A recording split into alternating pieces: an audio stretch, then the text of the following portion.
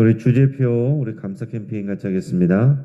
감사의 씨를 뿌려 행복의 열매 맺는 교회, 감사의 향기가 되겠습니다. 감사의 꽃을 피우겠습니다. 감사의 열매를 맺겠습니다. 아멘. 이번 주 묵상 말씀 골로새서 3장 13절 우리 세 번 같이 하겠습니다.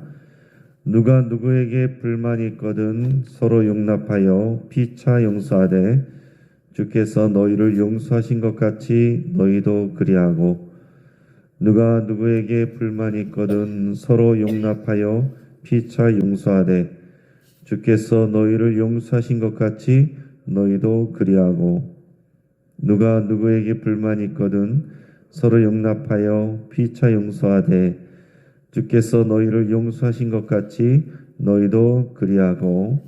아멘. 하나님께서 오늘 주시는 말씀은 열왕기하 17장 1절에서 23절까지 말씀입니다. 오늘 본문을 통해서 끝까지 변하지 않았다라는 제목으로 말씀의 은혜를 같이 나누겠습니다. 그러면 하인리의 법칙이라는 게 있습니다. 1, 29, 300이라는 법칙이에요. 자, 이것은 뭐냐면 대형 사고가 일어나기 전에 같은 원인으로 29건의 경미한 사고가 있었고, 또 그 이전에 또한 300건의 징후가 나타난다는 이런 통계적인 법칙을 말하는 겁니다. 자, 큰 사고가 있었을 때는 어느 날 갑자기 그 사고가 벌어진 것이 아닙니다. 항상 그 이전에 있었던 경미한 사고들, 29번의 경미한 사고들을 방치한 결과입니다. 또한 운 좋게 재난은 피했지만 같은 원인으로 부상을 당할 뻔한 그런 사건이 평균 300번은 있었다 하는 거예요. 그러나 29번의 경미한 사고와 300건의 징후가 나타났는데도 불구하고 그것을 내버려 뒀을 때 결국에 큰 사고가 난다 하는 얘기입니다. 그래서 우리가 산업재해들은 많은 경우에 인재다 이런 표현을 많이 씁니다. 매번 비슷한 사고들이 일어나고 매번 그때마다 이에 대해서 또 담당자들과 정부는 대책을 강구한다고 발표하지만은 또 다른 사고들, 비슷한 사고들이 또 반복되곤 합니다. 이런 사고와 징후들을 통해서 반성하지 않고 변화하지 않으면 결국에는 큰 사고를 당하게 되는 겁니다. 자, 이스라엘의 역사를 보면 그렇습니다. 특히 이 북이스라엘의 역사는요, 총 19명의 왕들이 있었는데 모두 대동소이한 수준이었습니다.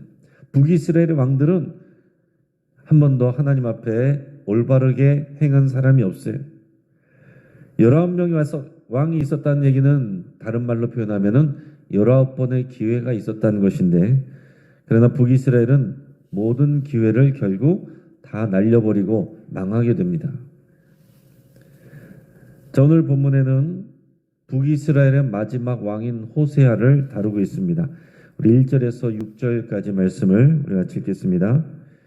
유다의 왕 아하스 제12년에 엘라의 아들 호세아가 사마리아에서 이스라엘 왕이 되어 9년간 다스리며 여호와께서 보시기에 악을 행하였으나 다만 그전 이스라엘 여러 왕들과 같이 하지는 아니하였더라.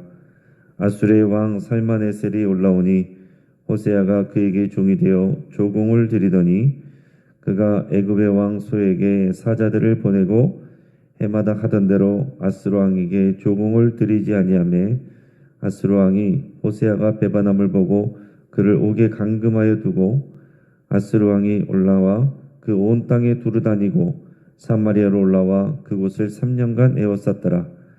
호세아 제9년에 아수르 왕이 사마리아를 점령하고 이스라엘 사람을 사로잡아 아수르로 끌어다가 고산 강가에 있는 할라와 하볼라고 메대 사람의 여러 고을에 두었더라. 아멘. 자, 유다의 왕 아하스 제12년에 북이스라엘에서는 엘라의 아들 호세아란 자가 사마리아에서 왕이 됩니다. 사마리아는 북이스라엘의 수도예요.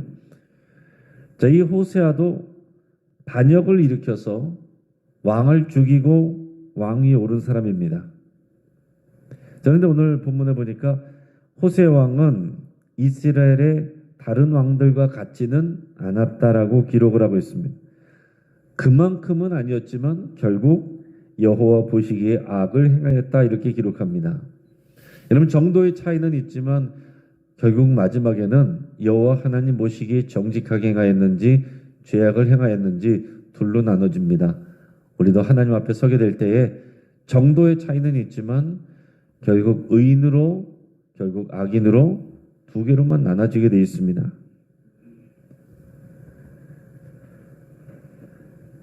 결국 여호와 보시기에 악을 행하였다 이 판정을 받고 그리고 북이스라엘이 멸망하게 되는 마지막 왕이라는 이 불명예를 얻게 됩니다.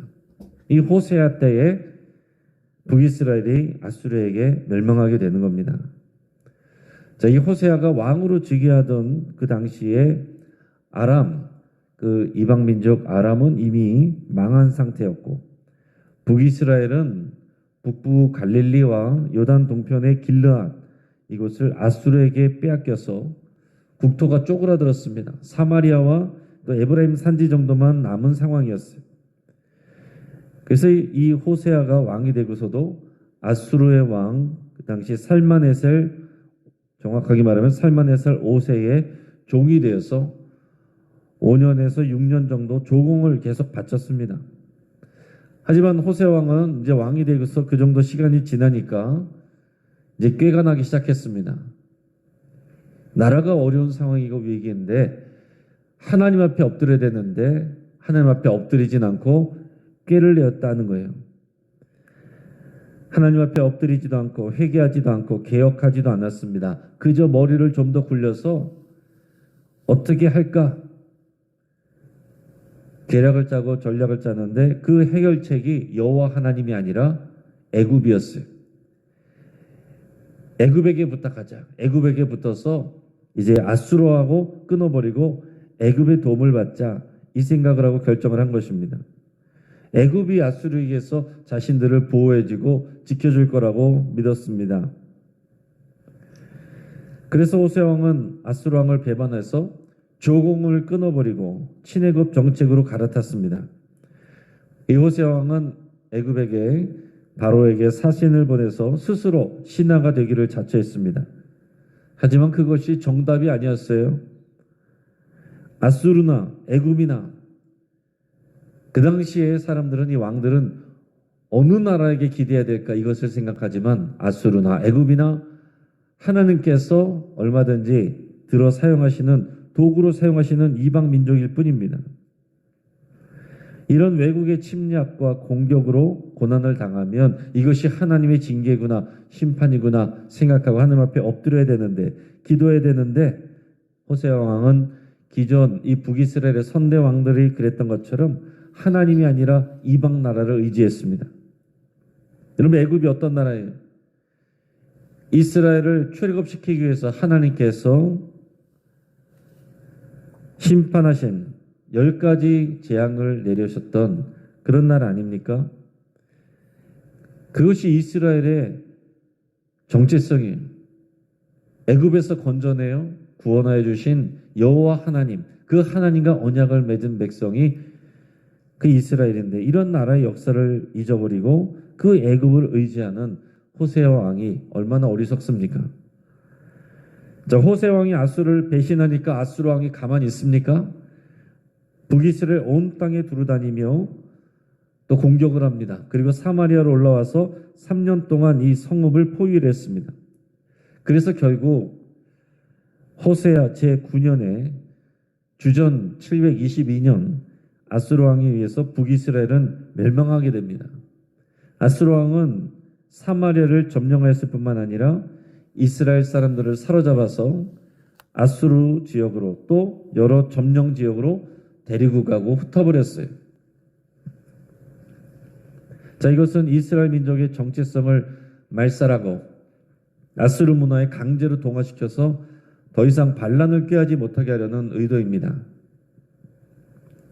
그래서 이 북이스라엘을 이뤘던 10개 지파, 이 10개 지파는 역사 속으로 사라지게 됩니다.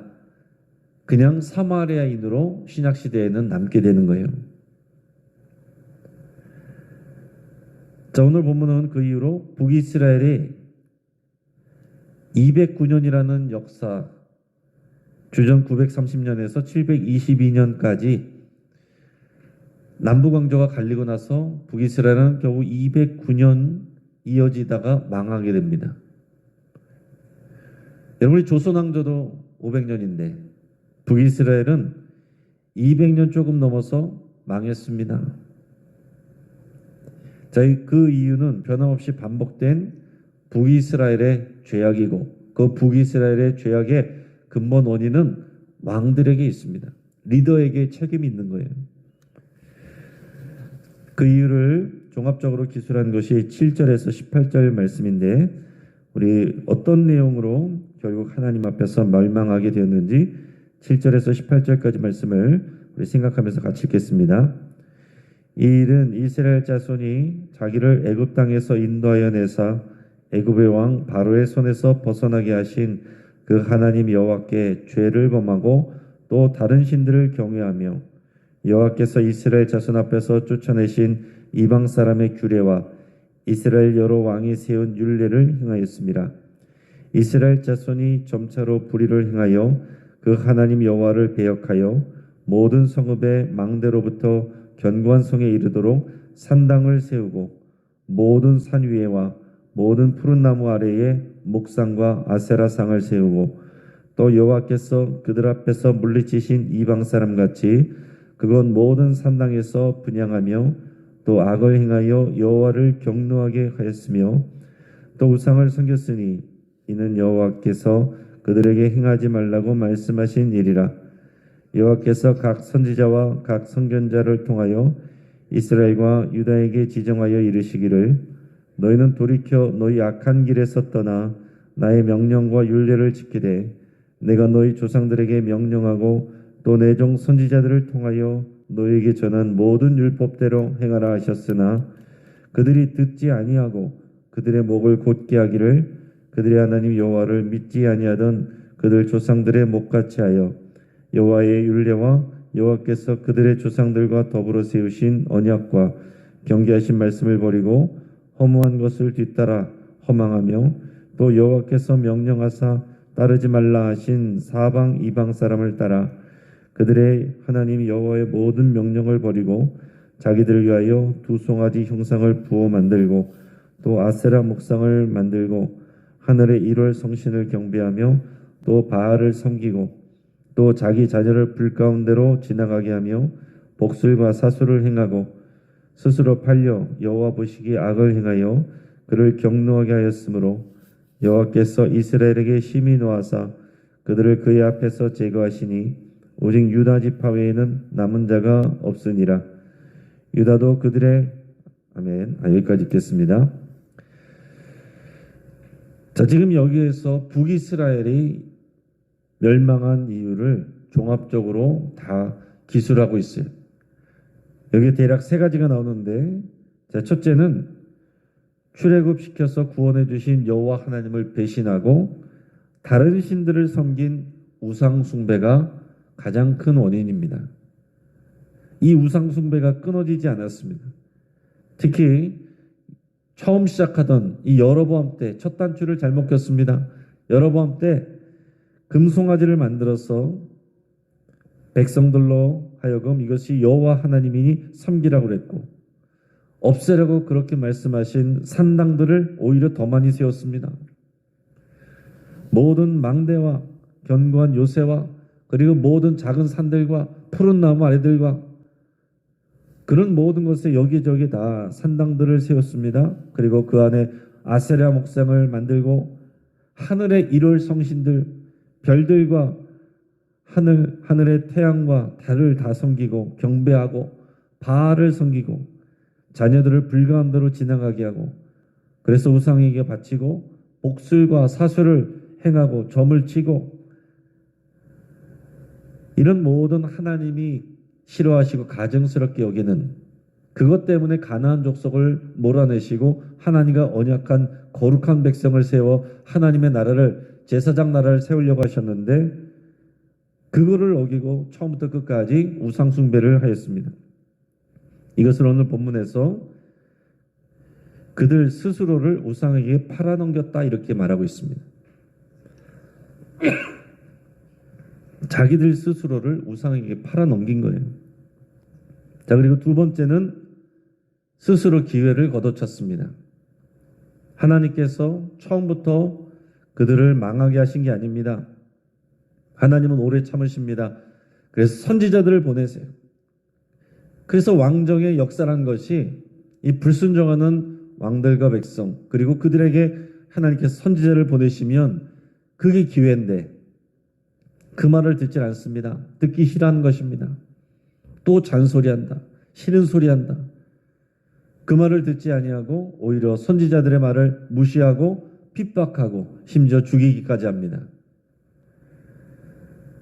그 왕정의 역사가 결국 그거예요. 왕들의 이러저러한 일들이 중요한 것 같지만 하나님 입장에서 볼 때는 그들이 하나님과의 언약 관계에서 불순종했고 선지자들을 보내서 기회를 주셨지만 하나님의 말씀을 듣지 않습니다. 목이 곧은 백성, 하나님의 말씀을 귀담아 듣지 아니하면 목이 곧은 백성이 되는 것이고 하나님이 주신 기회를 걷어차는 것이 되는 겁니다. 이것은 결국 선지자들을 그의 말씀을 무시한 것은 여호와 하나님을 무시한 것이 되는 것이고 하나님 주신 모든 기회들을 자기 발로 걷어찬 일이 됐다 하는 겁니다. 그리고 세 번째로 고난이 올 때 여호와 하나님이 아니라 이방 민족을 의지했습니다. 하나님께서 분명히 율법에서 말씀을 하셨습니다. 너희가 이 언약을 지키지 아니하면 기근이 올 것이고 그래도 지키지 아니하면 수탈이 일어나고 역병이 될 것이고 그럼에도 불구하고 너희가 순종하지 아니하면 너희가 그 땅을 잃고 포로로 끌려갈 것이다. 분명하게 말씀해 주셨음에도 불구하고 그것을 생각하지 않습니다. 귀담아 듣지 않습니다. 마음에 새기지 않습니다. 그리고서는 어려움이 생기면은 어느 나라하고 붙어야 되나 머리를 굴립니다. 하지만 항상 그 결과는 참남했어요. 당장에는 도움이 되는 것 같았지만 결과적으로 보면 자기들이 의지했던 그 나라한테 또 당하게 되는 겁니다. 이게 반복되는 역사인데 북이스라엘은 이런 반복되는 역사에서도 교훈을 얻지 못했습니다. 오늘날도 마찬가지입니다.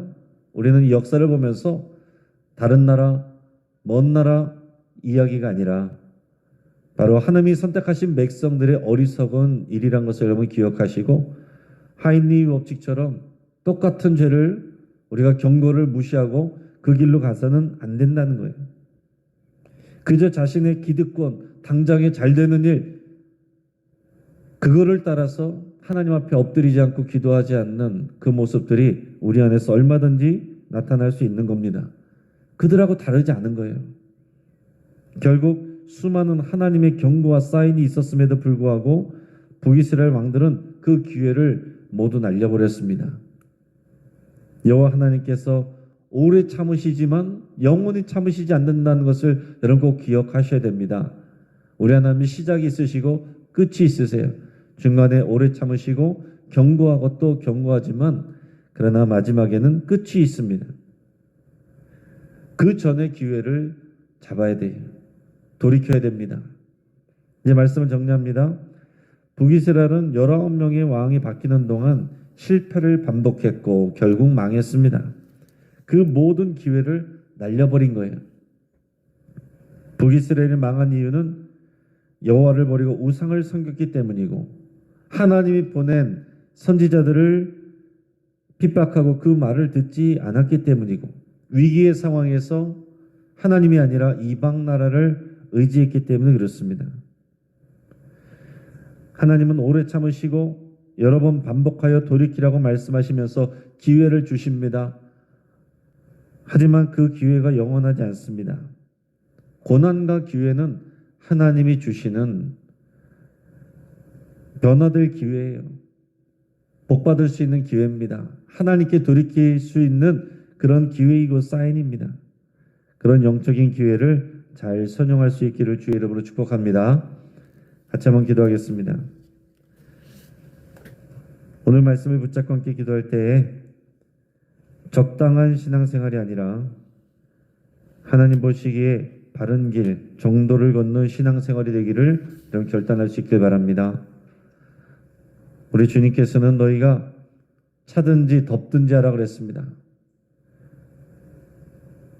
많은 사람들은 적당히 중간을 가려고 하지만 미지근한 것은 우리 하나님께서 토해내신다라고 그랬어요.